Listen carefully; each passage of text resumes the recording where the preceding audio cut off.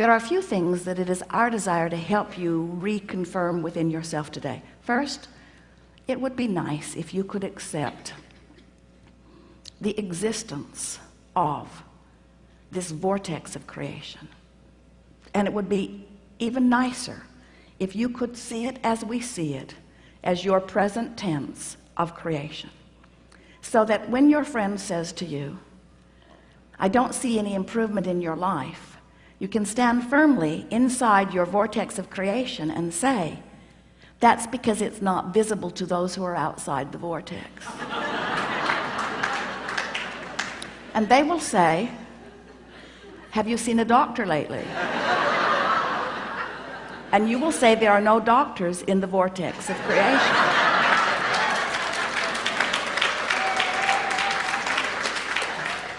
When you let being in this vortex, when you let tuning yourself into the vibrational frequency of all that you are be your top priority, you get so much life back. Do you know how many arguments, how many words, how many efforts, how much action is necessary just to keep you alive and out of desperation when you're not in the vortex?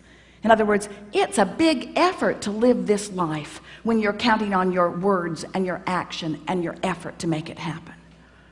It's interesting, you could just have a conversation with one very well-meaning mother about her child that she adores more than life itself, and listen to all of the gyrations that she is going through in order to sort of kind of understand what's going on with her little boy and put it in the proper perspective, when really all she needs to do is step away from whatever's bothering him and away from whatever's bothering her and focus upon something that gives her access to the vortex, and from inside the vortex everything's clear.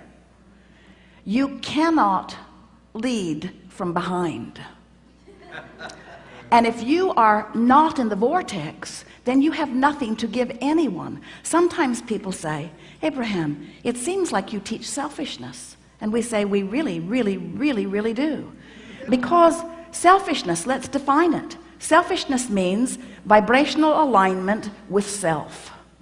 And in order to understand that, you got to know who self really is. Self is source. Self is pure positive energy. Self is worthy. Self is clear-minded. Self is healthy. Self is full of vitality. Self is eager about life. And when you are willing to be selfish, which means you are willing to mimic the vibration of self, which means you're willing to release the thoughts that hold you apart from that and practice the thoughts that cause you alignment with that, which simply means you're selfish enough to care how you feel. That's when they call it selfish. People say, oh, you're so selfish, you're pleasing you. And what they mean is, you should please me? You're selfish because you please you, and I'm not selfish because I think you should please me instead of you? There's some screwy reasoning going on. And every time it matters to you to please them instead of you, oh, it's such short-term gain, such short-term gain. Because when you care about how someone else feels or how they are responding to you, so you behave in order to affect their response to you, you do them a very big disservice, because you teach them that through action and demand or cajole or control or power, that they can wrestle their life to the ground. And there's hardly going to be anybody as cooperative as you. Think about it. Have you ever had someone who was so cooperative they'd just do anything for you, and then they were the only one who would behave that way? So you just had that one friend? Often it was your mother. You weren't really ready for the world, were you? But when you show yourself that you have the power to come into alignment, not just with who you were before you were born, but with all that you've become ever since, not just with you and all you've become, but with source itself. When you show yourself that by being selfish, which means by reaching for the best feeling thought you can find on whatever subject is active, when you care about being in the vortex, you care about being in concert with the energy that creates worlds. And one who's in the vortex, one who's in alignment with that energy, is more powerful than millions who are not. It's such an interesting thing to watch what goes on in your planet, because you are so good at step one. Most of you have made such a career out of step one. You sift through the data, and you know what you don't want, and you know what you do want, and you know what you don't want, and you know what you do want, and you know what you don't want, and you know what you do want, and you know what you don't want, and you know what you do want, and you know what you don't want, and you know what you do want. And source is over here, knowing what you want, being what you want, sending out a signal of what you want. Law of attraction's over here, gathering what you want, gathering what you want, gathering what you want, gathering what you want. You're over here.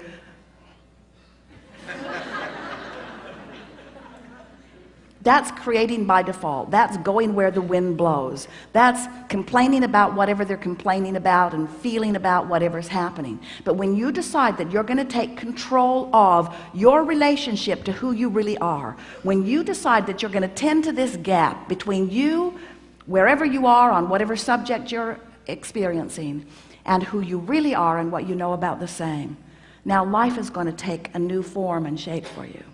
You're going to feel exhilarated. You're going to feel satisfaction. Those who are watching you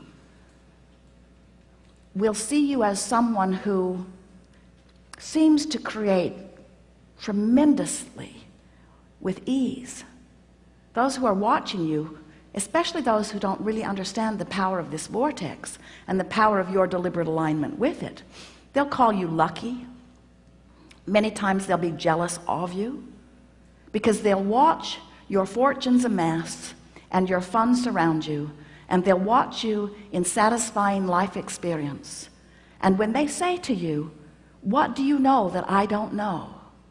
The only thing that you can say to them that is of any real value to them is, I figured out my relationship with me, and I'm constantly aware of my vibrational relationship to who I really am and what I really want. And I guide every thought I can to mesh with the wholeness that I am. I've become a deliberate thinker. I no longer create by default. I think on purpose, I speak on purpose, I act on purpose, and I don't do any of it unless I'm in the vortex. What do you mean? What's a vortex? What do you mean? What is a vortex? A vortex is a vibrational state of being that is the precursor of all positive motion forward of all that is. It's like encapsulated, condensed, straight up source. It's pure positive energy. It's the holding tank. It's the anchor. It's the touchstone. It's the place where all dreams and wishes and hopes are held until we find vibrational alignment with them.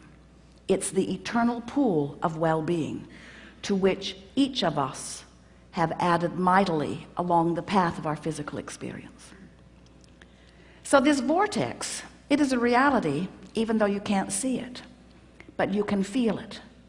You know how your dog hears things you can't hear and smells things you don't want to smell? Because your dog has more acute sensitivity to sound than you do. Sound is just vibration, and hearing is just translating it. Smelling is just translating vibration. This vortex is something that while you can't see it, and while you may not be able to hear it, when you get in the vicinity of it, you can feel the deliciousness of it. And when you are far from it, you can feel the discord of not being close to it. Do you know that everything you feel all day, every day, is nothing more than feedback about your proximity to your vortex? So when you feel really ornery, you're vibrationally speaking not near your vortex. When you feel hopeful, you're right on the brink of it. In fact, this door to the vortex, this imaginary door in Abraham's fairy tale of the vortex, this vibrational entry point is somewhere between hope and belief. So when you feel hopeful about something, you're so in the vicinity that you'll be called in, you'll be swept in. Law of attraction will take you in. Law of attraction will take you in when there is not enough resistance to hold you out. How's that? If you weren't doing that thing you do that holds you apart from your vortex would take you in every time. When you slumber, in you go. But you wake up right where you were when you went in. If you go to sleep in the vortex, you wake up in the vortex. If you go to sleep not in the vortex, you wake up not in the vortex. You ever had an experience where you're ornery when you go to sleep? You sleep all night, you sleep pretty good, you wake up still ornery. So the vortex is the source of well-being, calling you home, so to speak, calling you to all that you've created. And when you are not clinging with resistance to some thought that keeps you from it, it takes you right in. So really, when we say we want you to get into the vortex, what we really mean, a much more accurate way of saying it is, we want you to stop doing that thing you do that keeps the vortex from taking you in easily. Oh, you're going, you're just not going willingly sometimes. In other words, when you croak, in you go. So wonderful to watch you die.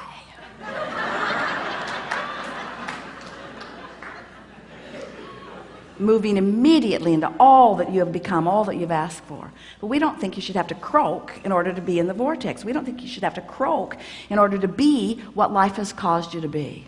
So, as we're moving forward today, we're eager to talk with you about whatever it is you want to talk about. And it is our desire to help you to find a vibrational stance, which means a mental approach, which means an attitude about whatever it is that you've got going on.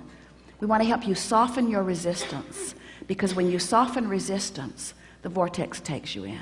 And that really is where you belong. You belong inside that vortex where rendezvous with exhilarating things can happen all day, every day. Do you know that if this time-space reality has the wherewithal to stimulate a desire, so that the desire is in present tense already gathered in this vortex of creation, that this time-space reality has the wherewithal to give it to you now. And the only reason there is a gap between you putting it in the vortex and it showing up where you and others can see it and smell it and hear it and taste it and touch it is because you've got more resistance about the subject going on than you do belief or expectation about the subject. That's all. You just got to move yourself into more expectation.